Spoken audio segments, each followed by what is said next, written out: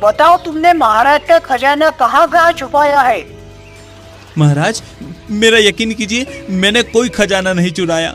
मैं चोर नहीं हूँ। कुंदन अपनी बेगुनाही साबित करने की कोशिश करता है, मगर राजा उसकी एक नहीं सुनते। तभी मंत्री जी कुंदन के आसपास तलाशी लेने लगते हैं। तलाशी लेने पर उन्हें सोने के कुछ सिक्के मिलते हैं।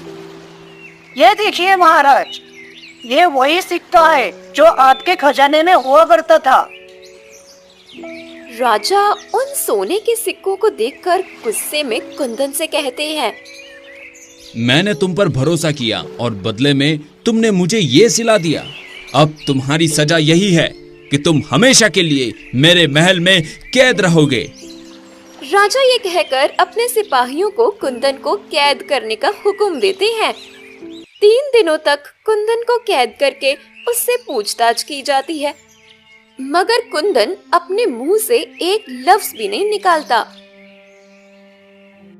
मंत्री जी, कुंदन को कैद करे 3 दिन बीत चुके हैं, लेकिन अभी तक उसने खजाने के बारे में कुछ नहीं बताया। अब हम ऐसा क्या करें जिससे वो हमारा सारा खजाना वापस कर दे? महाराज, मुझे लगता है कि कुंदन ने वह सारा खजाना अपने राज्य के राजा के पास भेज दिया है। अभी राजा और मंत्री ये बात कर ही रहे थे कि तभी वहाँ कुंदन का छोटा बंदर आता है और राजा से कहता है, प्रणाम महाराज। अरे तुम तो वही बंदर हो ना जो उस कुंदन के साथ हर समय पाए जाते थे? जी महाराज, मैं वही बंदर हूँ। मगर मैंने तो पहले कभी तुम्हें बोलते हुए नहीं सुना। जी महाराज, क्योंकि मैं ज्यादा बोलना पसंद नहीं करता। महाराज, मैं जानता हूँ कि आपका सारा खजाना कहाँ है और किसने उसे चोरी किया है। अच्छा, तो बताओ फिर मेरा खजाना कहाँ है?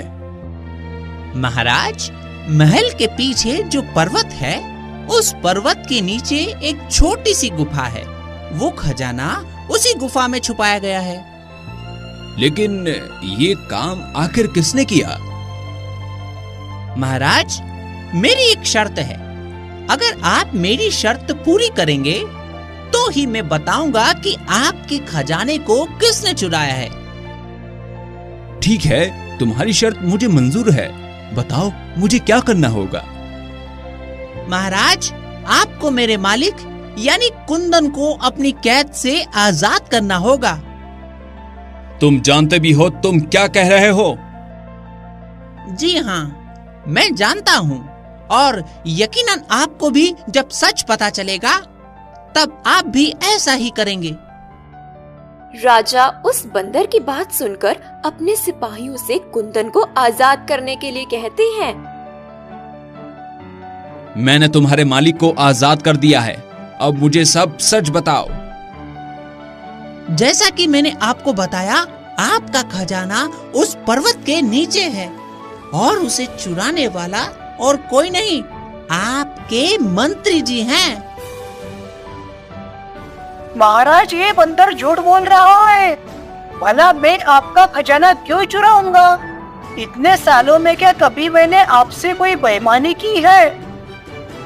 मंत्री की ये बात सुनकर राजा उस बंदर से कहते हैं, मूर्ख बंदर, ये क्या कह रहे हो? तुम हमारे मंत्री जी पर झूठा आरोप लगा रहे हो।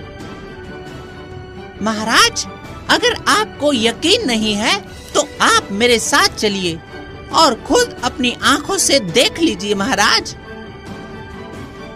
राजा उस बंदर की बात मानकर सबके साथ उस पर्वत की तरफ निकल जाते हैं।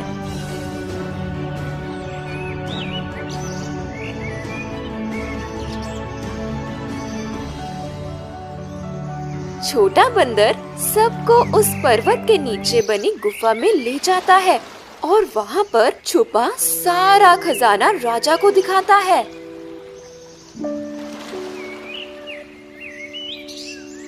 मंत्री जी, आपने मेरा खजाना चुराया, मगर क्यों? महाराज, ये झूठ बोल रहा है। मैंने ये खजाना नहीं चुराया।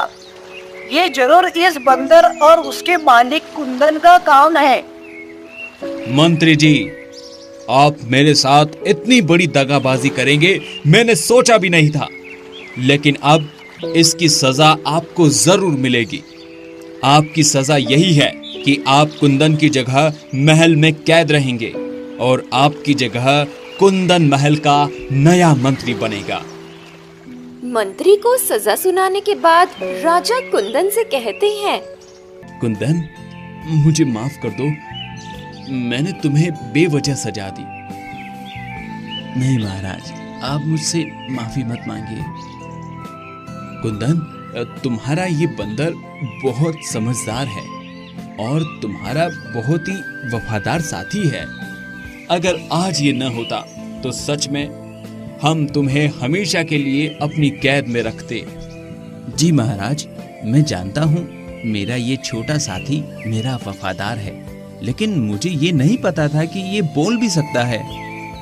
वैसे छोटे बंदर, तुम्हें कैसे पता चला कि ये सब मंत्री जी ने किया है? जब आप कुंदन को सजा देने के लिए ले जा रहे थे, तब मुझे एक सोने का सिक्का मंत्री जी के पास से गिरा हुआ मिला। उस दिन से मैंने मंत्री जी पर नजर रखना शुरू कर दी थी और फिर जैसे ही मुझे खजाने का पता चला तो मैंने आपको आकर बता दिया। शाबाश छोटे बंदर, तुमने बहुत ही अच्छा काम किया है। शुक्रिया मेरे छोटे बंदर, मैं तुम्हारी वफादारी को सलाम करता हूँ। इतना कहकर वह अपने छोटे बंदर को गले लगा लेता है